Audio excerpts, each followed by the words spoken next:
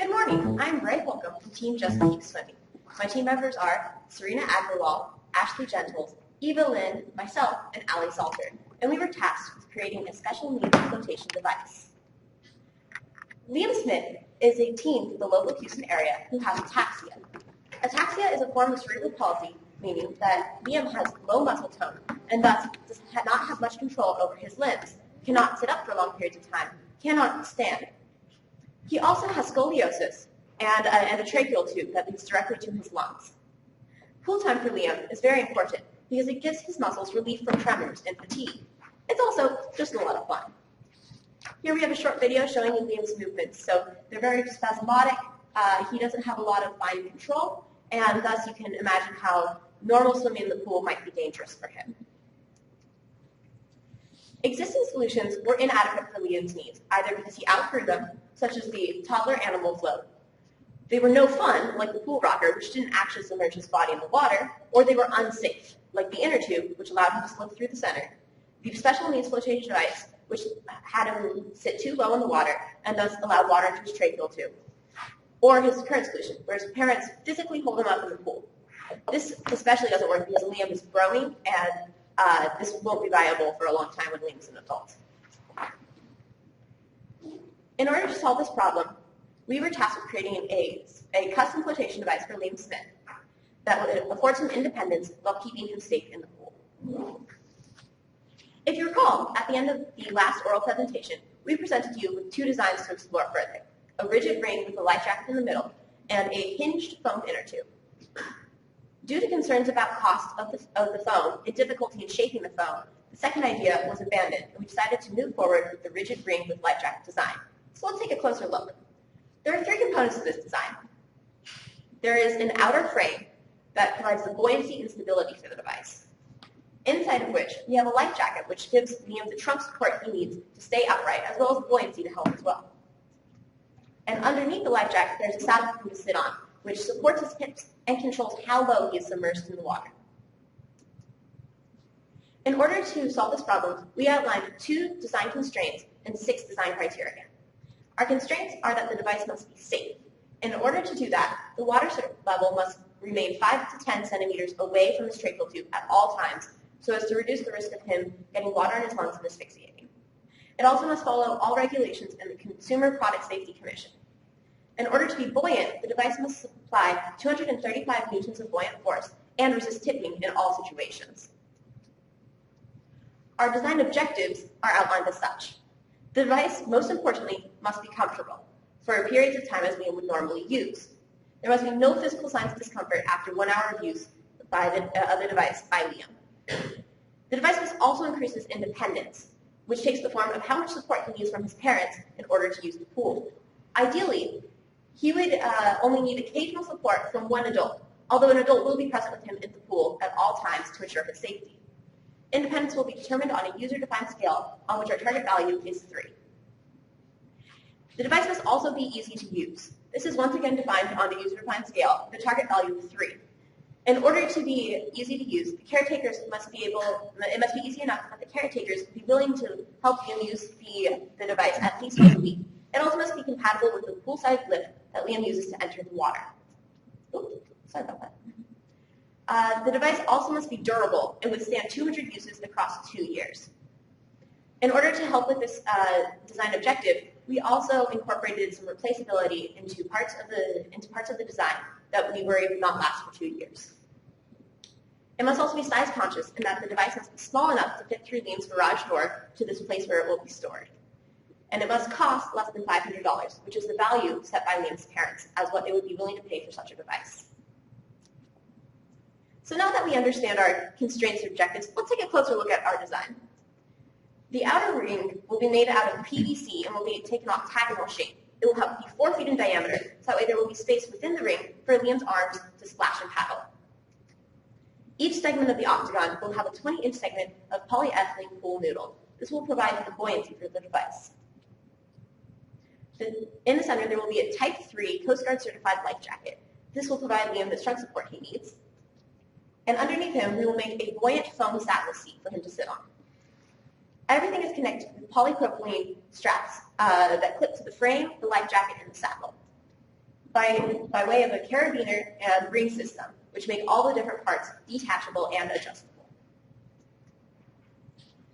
The frame, as mentioned before, will be made out of PVC. The PVC will be 1 inch in Schedule 40, which will make it strong but also light enough to float when the pool noodles are added onto it. The pool noodles, are made out of polyethylene and can be split lengthways and zip tied to the frame so that they can be replaced if they wear and tear across 2 years. The connections between the frame and the other components of the device will be made at the joints of the frame. This will be done with 1 inch thick polypropylene straps, which is the same type of strap you see on backpacks. They will be knotted in a cowhitch knot around the joints of the frame, and carabiners will be clippable to rings on cowhitch knots. So that way the whole design will be dismantleable, able to be dismantled by Liam's parents. Additionally, we will put strap adjusters on each polypropylene strap so the whole device is fully adjustable.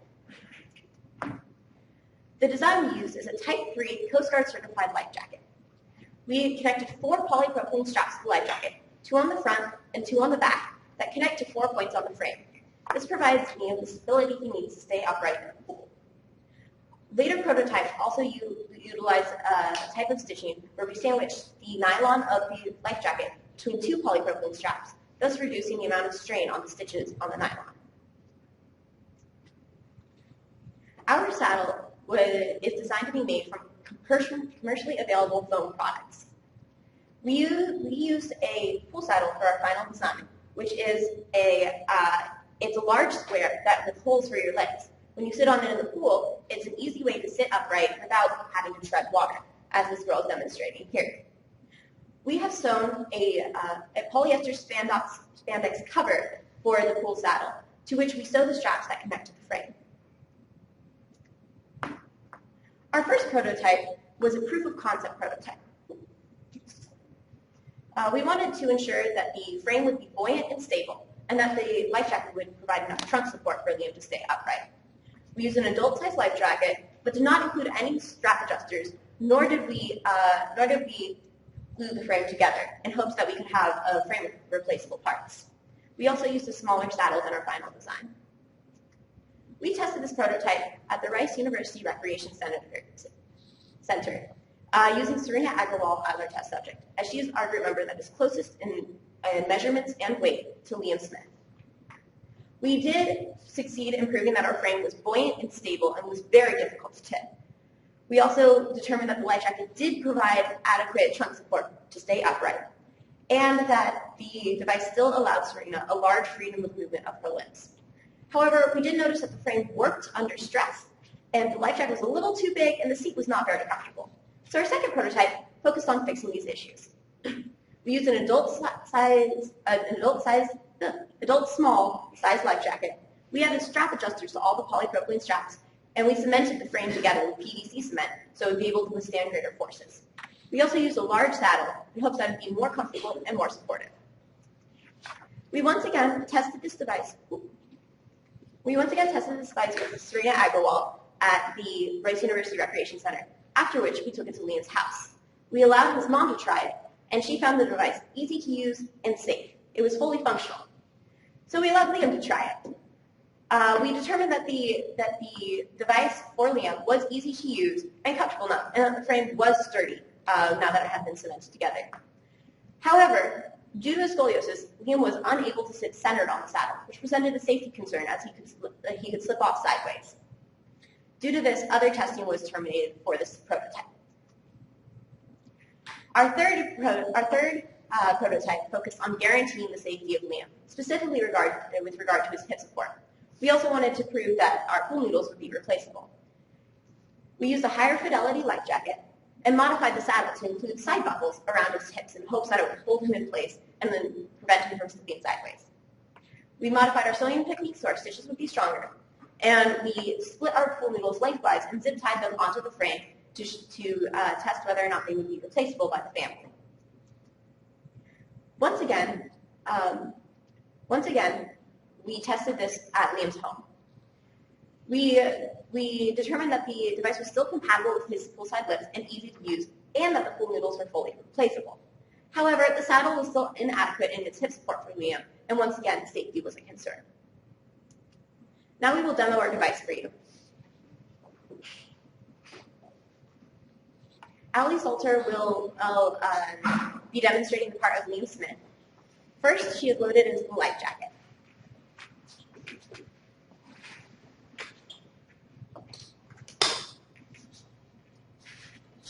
Liam has two caretakers at all times to help him in and out of the device, so they would be able to help buckle him in and get him situated. Next, Ali would be lifted using Liam's pole-side lift and lowered into the center of the device. She would be positioned with her legs over the holes in the saddle, and the front of the saddle would be clipped to the front of the PVC frame.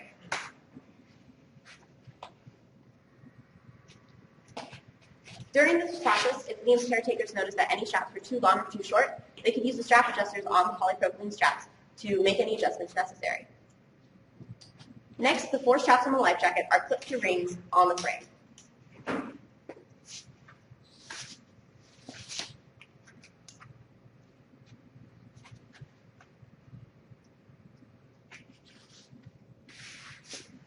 Now Ali is all ready to go use the pool. As you can see, the 4 straps on the life jacket prevent her from tipping forward or backward, and the saddle prevents her from slipping through the center of the device. Here we have a short video of Serena Agrawal testing her first prototype and demonstrating the level of truck support.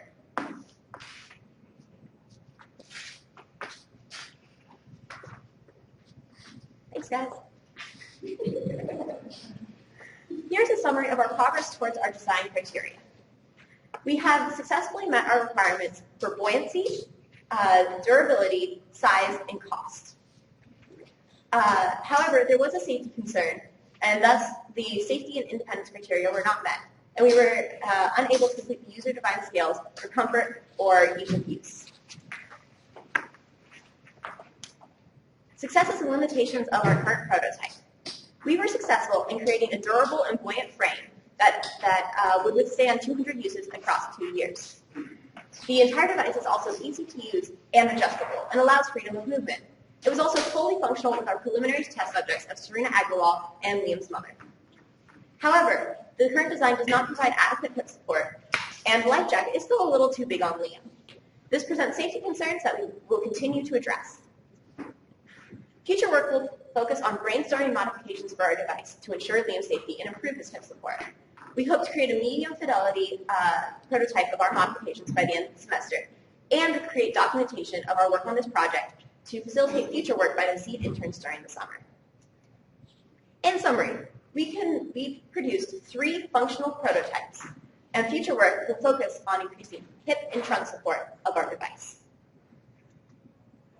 Thank you to Liam's family and also his occupational therapist, Irma Riojas, who was our direct contact for this project.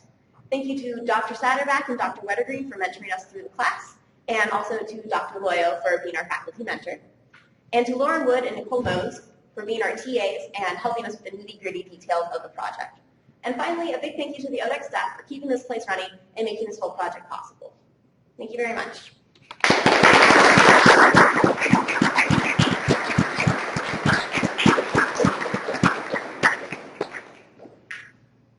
I can now take questions from the floor. How easy is it to get out of the device? The question was how easy it is to get out of the device. When testing it with Liam in the pool, it's actually very easy. The main things is to unclip the life jacket, and then he unclipped the life jacket at the 4 points, and you unclip the saddle at the front 2 points. The saddle can just slide out from underneath him, and you can lift the entire frame over his head. So there's actually no need to move Liam at all while using the device to lift him out of anything, which would be difficult for his parents. Yes? You said that your third prototype still has safety concerns, something with the hip straps. Even though you have the hip straps, it still slides out. Can you explain that in more detail? Yes. So Liam has fairly severe scoliosis and favors his right side. And so our pool saddle has no rigid components. And when you sit on it and apply a weight in the middle, it folds up around you, but you still need the balance to keep yourself centered on top of it, which is just, Liam doesn't have that muscle tone.